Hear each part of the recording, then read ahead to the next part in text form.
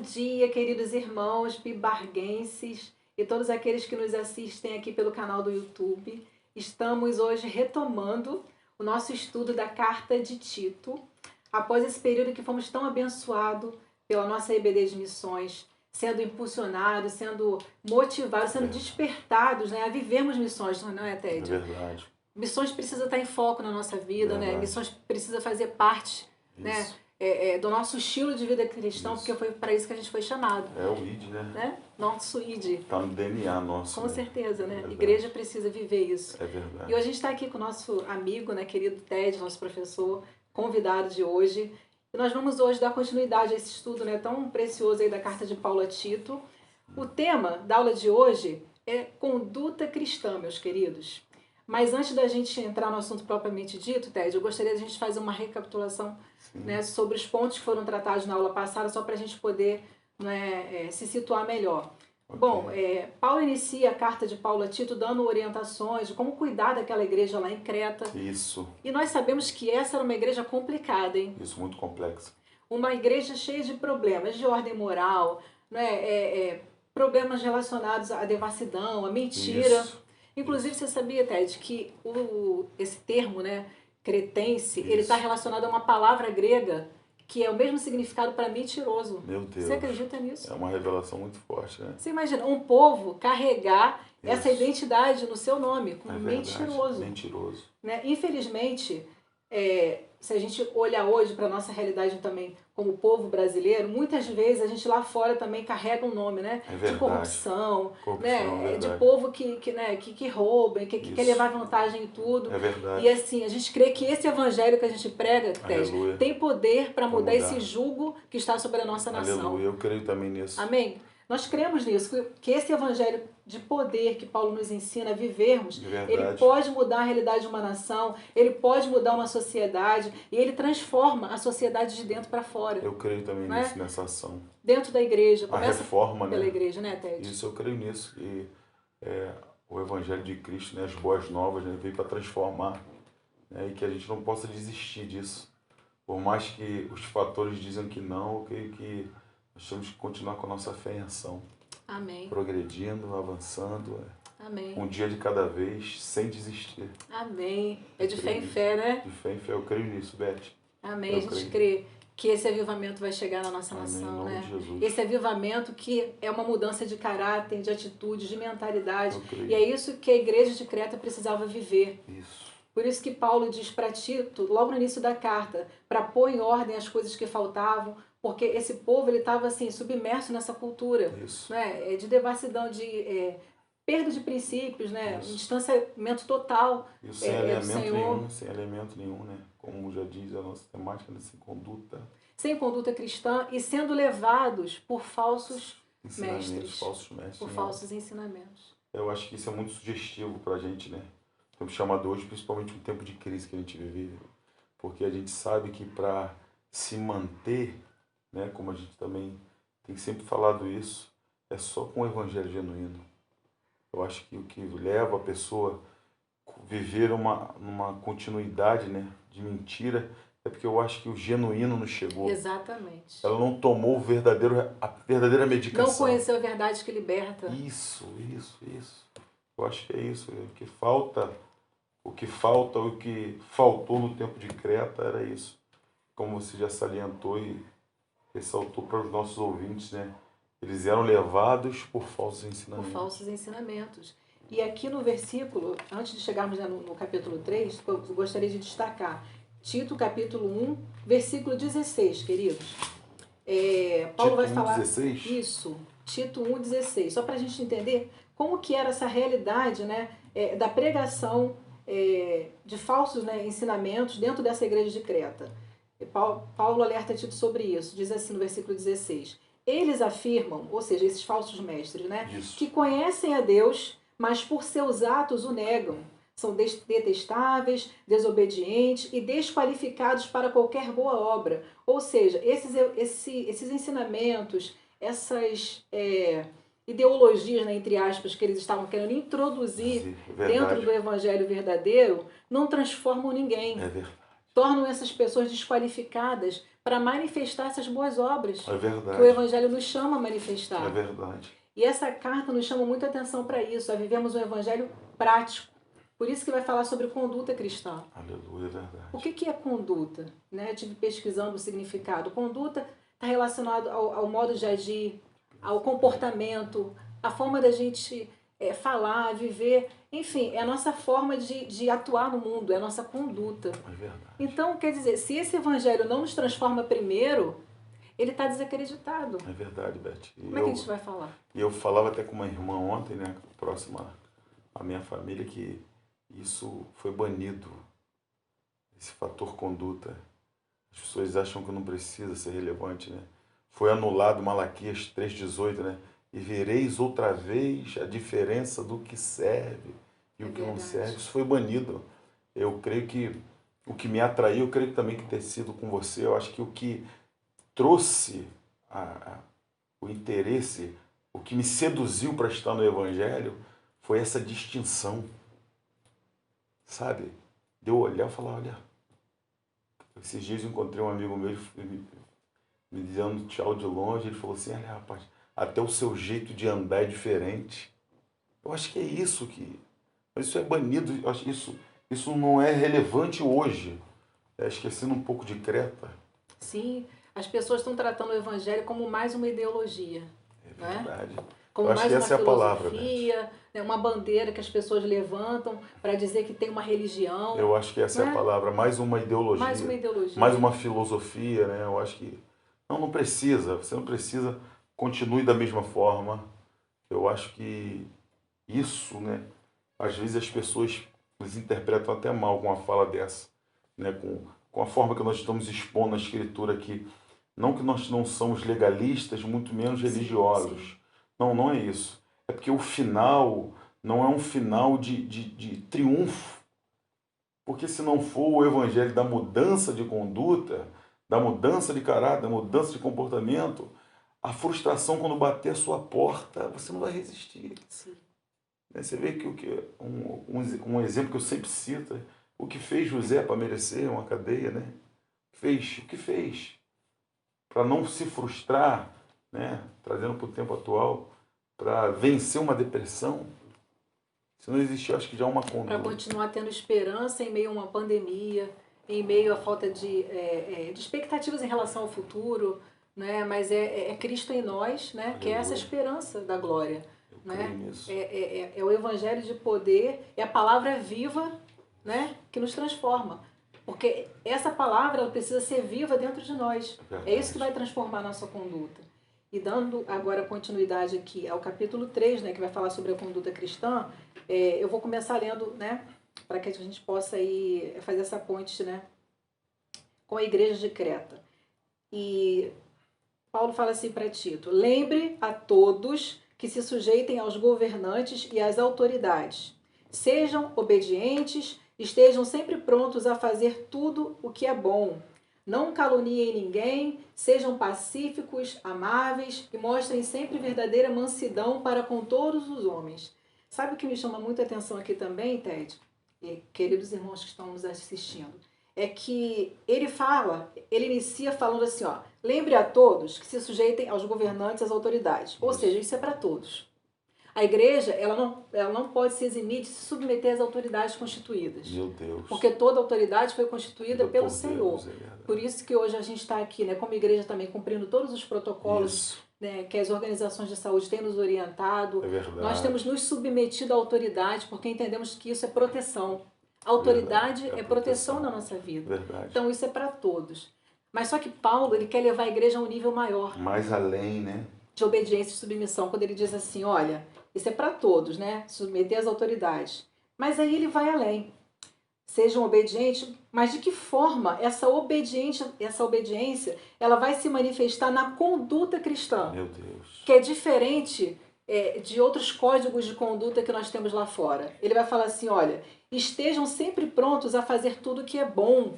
Ou seja, o cristão tem que ir além. É verdade. Não basta a gente simplesmente cumprir uma ordem que nos foi dada, porque foi uma ordem, foi imposto e a gente se submeteu. Mas é estar pronto, é ter um espírito disponível a fazer tudo. E fala, ó, tudo o que é bom.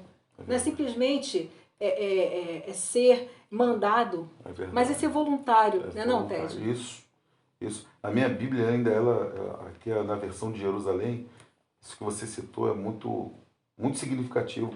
Diz assim, sempre prontos para qualquer trabalho honesto. Olha só.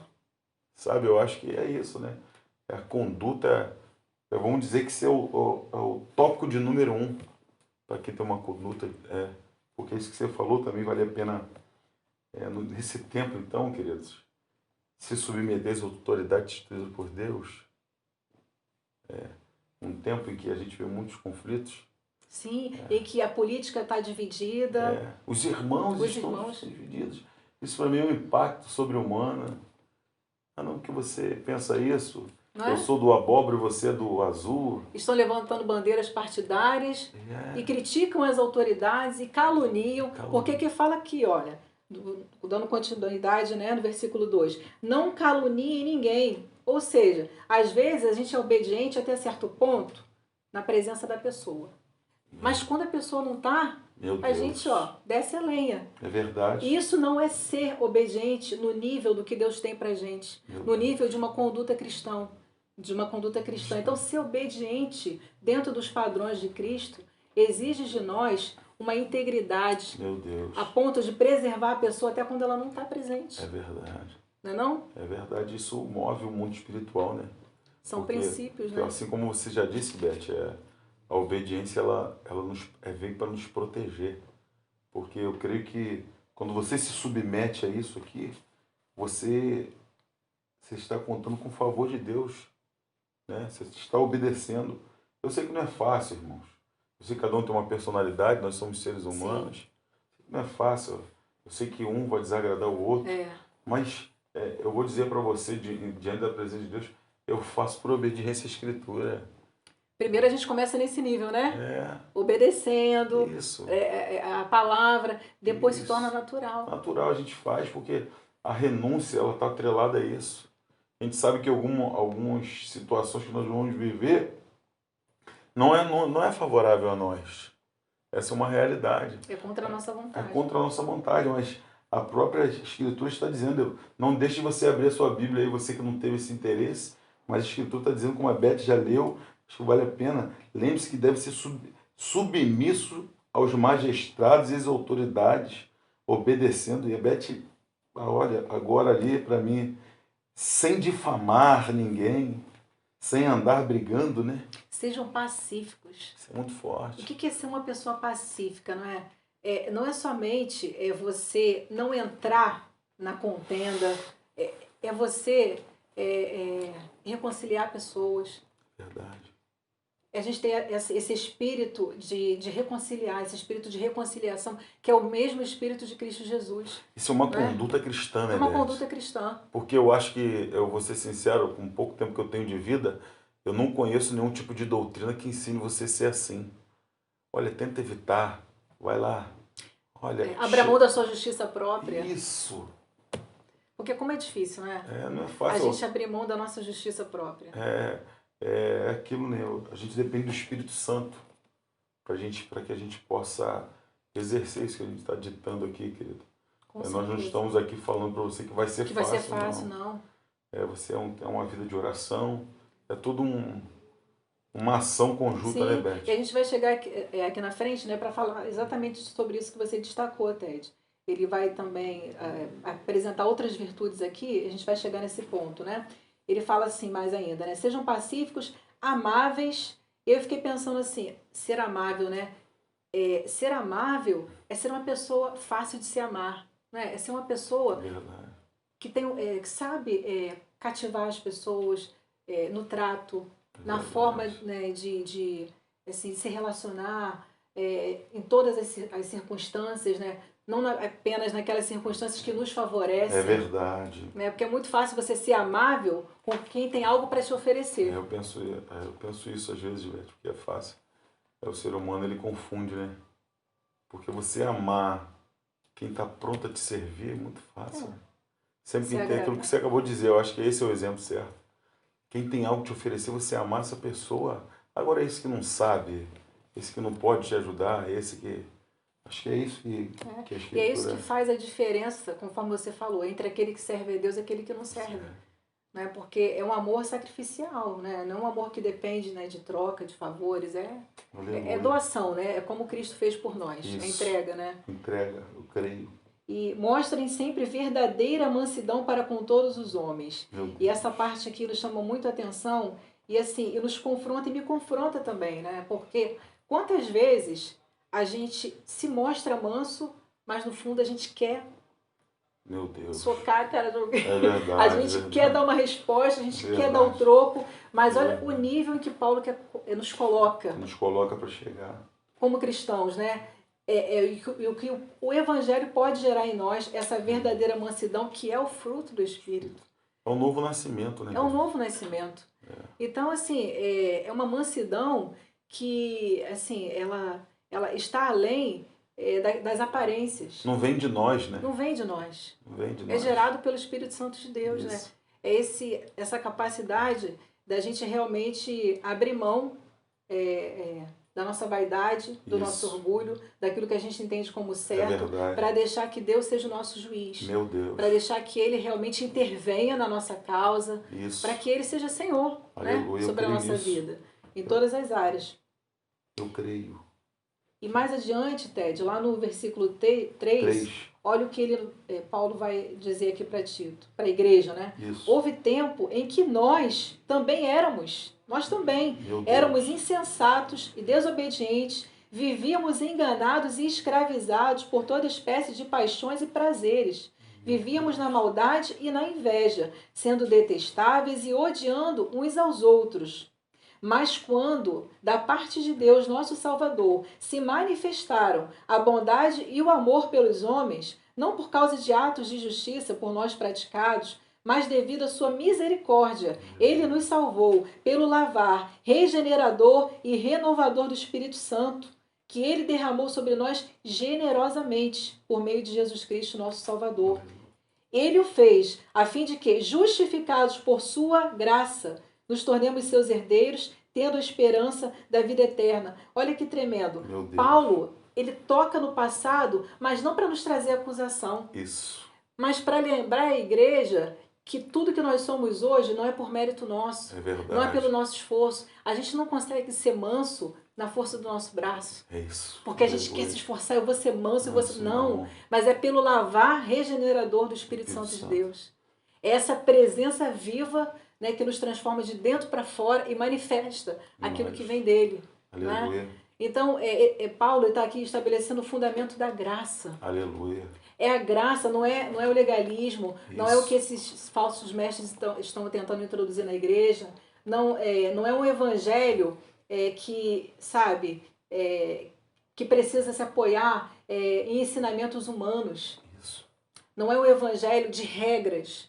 Se a gente cumprir isso ou se a gente cumprir aquilo, a gente vai conseguir ser aceito pelo Senhor. É verdade. Mas Ele nos aceitou quando a gente era desse jeito. Aleluia. Não é, Ted? Verdade. É isso que Paulo faz, né? Eu creio que é uma estratégia de Deus. Isso gera paciência em mim, né?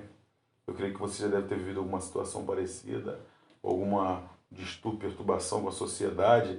Pelo menos eu fui regenerado por essa graça. Eu lembro das minhas condutas. Eu acho que isso toca no nosso consciente, mas a gente só consegue praticar com a ação do Espírito Santo. Isso que a Beth citou, querido, atente os seus ouvidos para isso, porque não é na força do seu braço, é na força do lugar secreto. Não é por força nem por violência. Isso, é numa busca, você buscar a Deus, porque você recebeu hoje essa informação. Você quer mudar sua conduta, você não quer ser como um crente que continua com a mesma conduta, você quer ser distinto, mas a receita do bolo está no lugar secreto. É oração, esse feito no mundo espiritual. Senhor, eu quero ser um ser transformado. Você vai sentir isso, querido, porque eu falo diante da presença de Deus. Eu creio também que a Beth vive isso. Nós passamos por essa fase de regeneração. Sim. A gente se surpreende com a nossa conduta. Sim. Quando a gente olha para trás, a gente fala, meu Deus. Coisa que a gente fazia lá atrás que não faz mais hoje, né? Não é pela força do nosso braço. É porque nós recebemos essa informação. Olha, vocês não podem ser dessa forma. Ó, você tem que ser submisso. Você tem que como conseguir isso? Sim. Eu acho que vale a pena a gente abrir esse parênteses e salientar isso. Como conseguir isso? Presença do Espírito Santo de Deus. Não é, querido. Não tem antídoto, como a Beth já disse, né? Não tem fórmula, né? Para ser um bom cristão. Isso é. E cuidado, né? Com esse evangelho que tem anulado, né? Sim. Anula isso. E olha só que coisa tremenda. Ele fala que a graça se manifestou. Que coisa assim maravilhosa. Muito forte. É saber que a graça, ela é palpável. Ela é algo prático, ela é visível, ela é manifesta. Não é um princípio que está guardado simplesmente nas regiões celestiais e que a gente não pode contemplar na vida do outro. É verdade. Porque a gente viu isso em Cristo Jesus, quando ele esteve entre nós. Jesus se manifestou. A graça se manifestou por meio de Cristo, não apenas quando ele foi para a cruz e nos comprou para Deus. Esse é o auge, essa é a consumação, e é a expressão máxima da graça, eu creio, é a cruz. Mas só que desde que Jesus pisou os pés na terra, a graça começou a ser revelada. Aleluia. Através de um Deus que se esvaziou para poder habitar entre os homens e ser como um de nós. Isso é graça. Verdade. Isso é muito forte. A forma como Jesus tocava as pessoas, a forma como Jesus transformava a vida das pessoas, como ele acolhia, como ele perdoava. Então, era uma conduta. Meu Deus. E é isso que nos faz ser parecido com eles.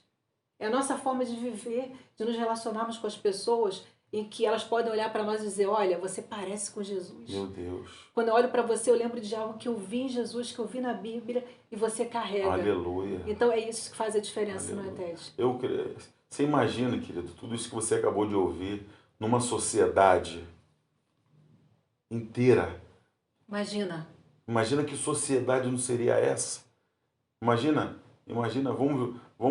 vamos anular, querido, aqui a instituição igreja, quatro paredes. Você imagina, querido, todos vivendo com essa conduta.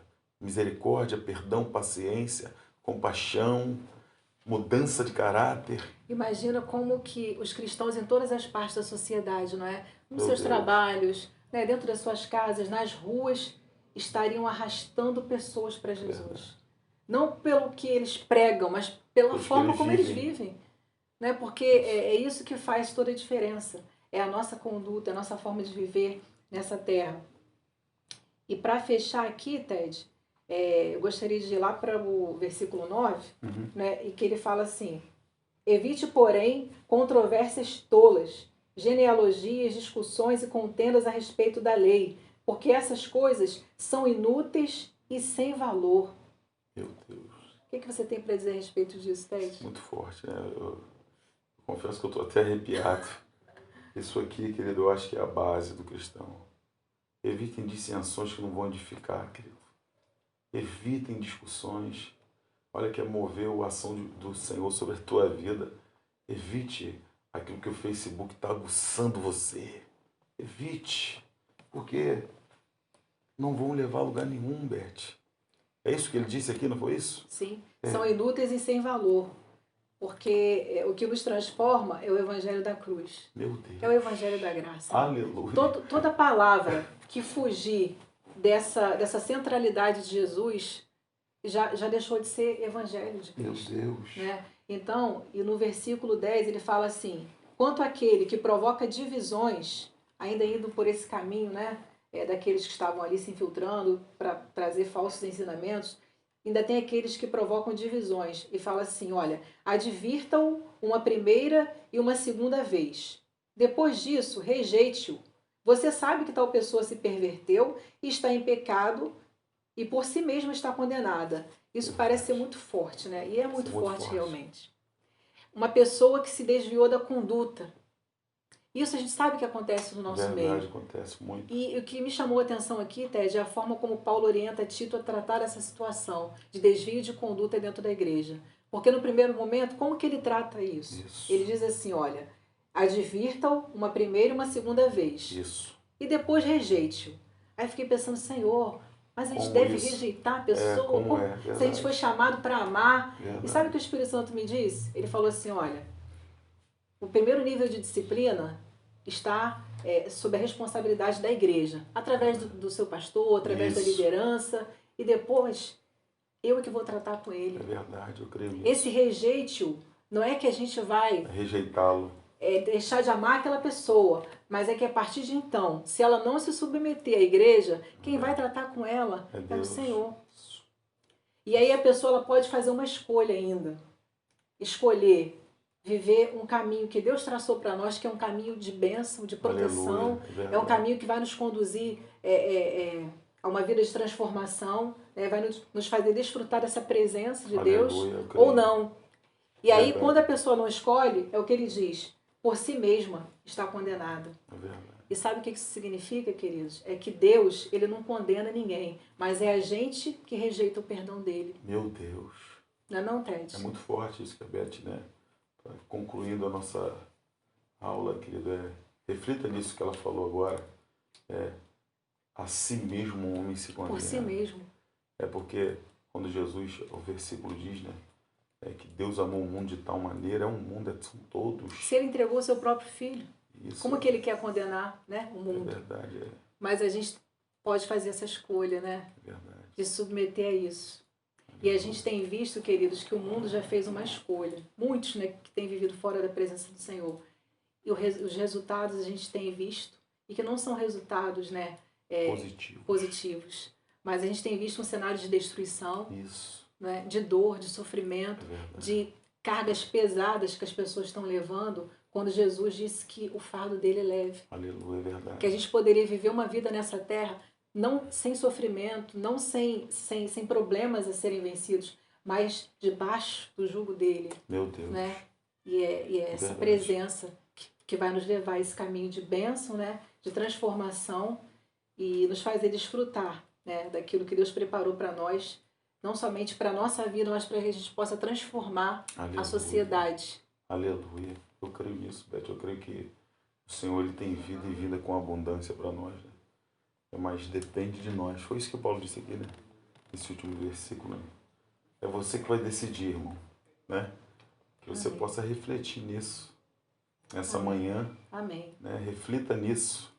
Que a gente possa sempre fazer essa autoavaliação, né, Senhor? Onde eu tenho me desviado, assim como o Davi falou, né? Senhor, sonda-me, né? Prova-me, conhece-me, né? Vê se há em mim algum caminho mau. Ou seja, Davi ele não confiava no seu próprio coração. Mas ele se submetia, né, a esse Deus que sonda todas as coisas e quer nos levar a esse nível, né, de sermos a imagem e semelhança de Cristo nessa terra. Aleluia. Amém, queridos? Que essa palavra ela possa chegar na tua casa e promover, né, toda essa transformação que somente o Evangelho de Cristo pode realizar. Glória a Deus. Amém? Ted, ora pra gente. Vamos orar? Fechar. Ó Deus, nós queremos suplicar, Senhor, a sua intervenção mediante aquilo que foi exposto nessa noite. Amém, Jesus. Louvado seja o teu nome, Senhor. Meu Deus, em nome de Jesus, toma o nosso entendimento. Sim, meu Deus. Toma a nossa mente, toma o nosso coração. Amém, pedimos Senhor. A Ti, Espírito Santo, Santo nos ajuda. Nos ajuda porque queremos viver essa vida. Sim, meu Deus. E vida em abundância. Aleluia, enquanto Pai. Estamos aqui peregrinando nessa terra. Sim, Pai. Deus, em nome de Jesus, abençoe os ouvintes. Amém, Deus. Esses que estão, cada casa, meu Pai, sendo Pai. Ministrados pelo poder que há na Tua palavra. Senhor. Deus, muito obrigado. Aleluia, por essa Deus. oportunidade que o Senhor nos deu de estarmos aqui reunidos. Amém, Ó Senhor. Deus, muito obrigado pela transformação Deus, que o obrigada Senhor pela tua pode graça, nos Senhor. dar por Obrigada, intermédio da Jesus. presença do Espírito Santo de Deus. Amém, Pai. E cremos, ó Pai, que essa palavra irá frutificar. Aleluia, Pai. Em nome do Pai nós Em nome oramos, de em nome do Jesus. Filho, em nome do Espírito Santo de Deus. Amém. Amém. Graça e paz, Amém. querido.